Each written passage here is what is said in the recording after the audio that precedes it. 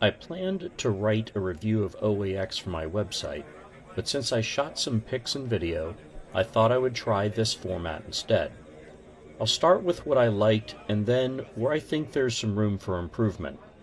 The show is small, picture a little larger than a local con. This shouldn't be surprising as comic art is a niche hobby. So it makes sense that OAX was expanded this year to add card and illustration art, as you can see in these pictures. While there wasn't nearly as much card or illustration material available as comic art, there was plenty to see and learn about.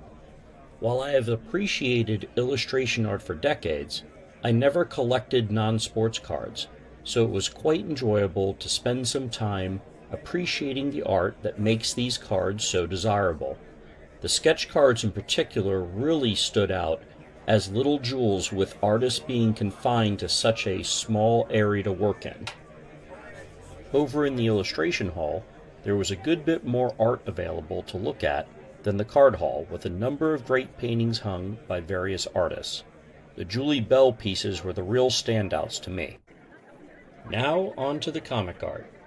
This first video clip is from Saturday about noon when I arrived. I took a trip around the hall looking for another collector, but he had just stepped out right before I'd walked in. That being said, this is an accurate representation of the peak attendance in the main hall while I was there.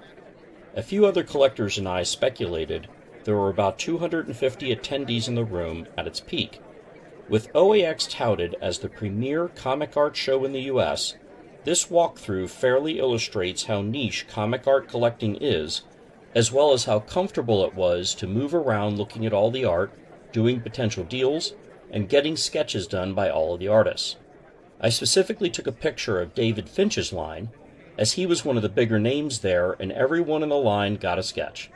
That's not an opportunity that's easily had at just any convention, and is a big selling point for this one.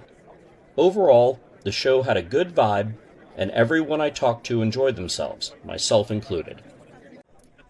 This second walkthrough clip was shot on Sunday about the same time as the Saturday video, and it sets the tone for where there's room for improvement. It was apparent to anyone there, but especially the dealers, that there was little to no new attendees the second day, and the vast majority of those that were there Saturday had left. The single greatest contributing factor to me was the cost.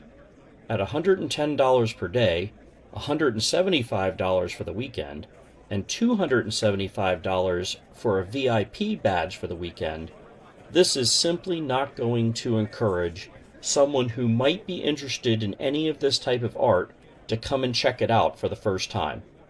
If growing a hobby is of any interest, something needs to be done about the admission fee to make it more accessible. With Sunday's attendance being nearly non-existent, perhaps making Sunday half the cost of Saturday would do the trick. With the majority of the seasoned collectors having been there Saturday and left Sunday morning, this is the perfect opportunity to lower the price and hopefully bring in a new crop of collectors on Sunday. I know both the artists and the dealers would love to see new faces, since they told me as much.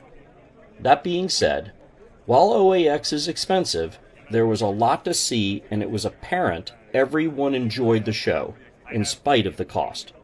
Hopefully the owners will consider making the show more accessible to new collectors next year. Until then, please check out my other videos. Thank you.